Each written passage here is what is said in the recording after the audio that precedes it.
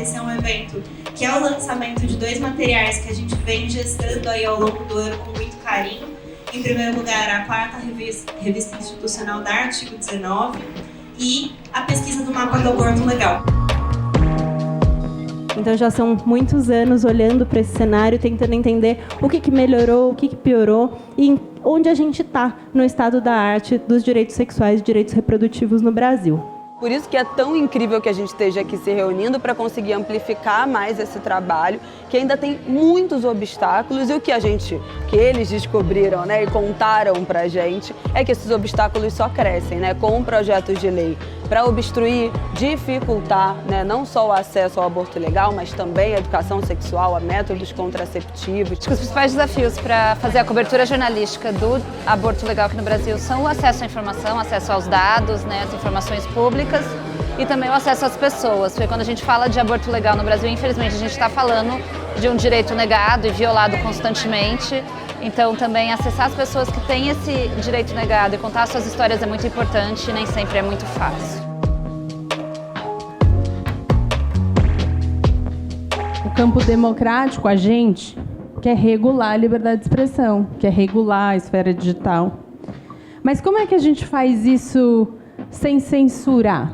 Como é que a gente faz isso respeitando os direitos e promovendo os direitos?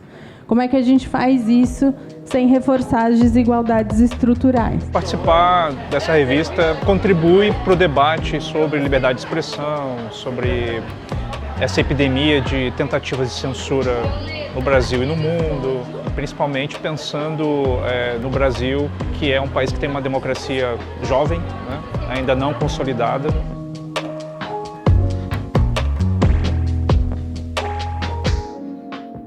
Finalmente es la tendencia del retroceso de la democracia, del aumento del autoritarismo y de la manipulación de medidas democráticas como es la adopción de leyes para finalmente cercenar el disenso y crear censura y autocensura a los actores más críticos. Para nosotros es muy importante poner la voz de Argentina en una revista de alcance regional, un poco para pensar sobre lo que está pasando en nuestro país, pero también para poner lo que está pasando en nuestro país en el contexto de la región y de algunas discusiones globales vinculadas a la libertad de expresión.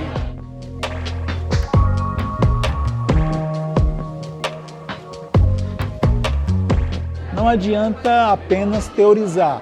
A materialidade expressa na revista revela essa discussão, esse debate, né? Inclusive com a participação de vários artigos, entrevistas que trazem exatamente essa temática da necessidade, da compreensão que a liberdade de expressão é uma ação, é um movimento.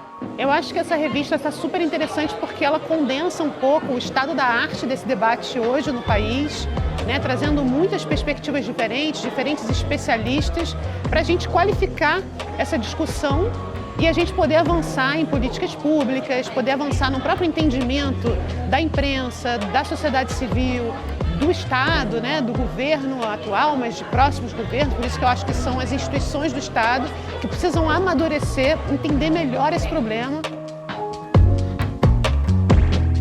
Toda a equipe da casa, o pessoal que está trabalhando hoje aqui também, um agradecimento muito grande.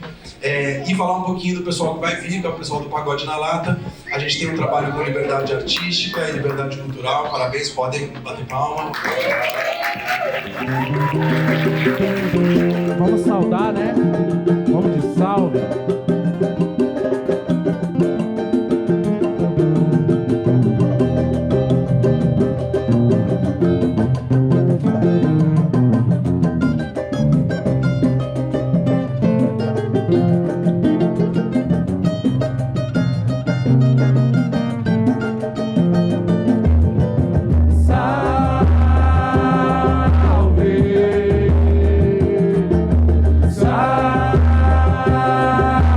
Dá licença, artigo 19.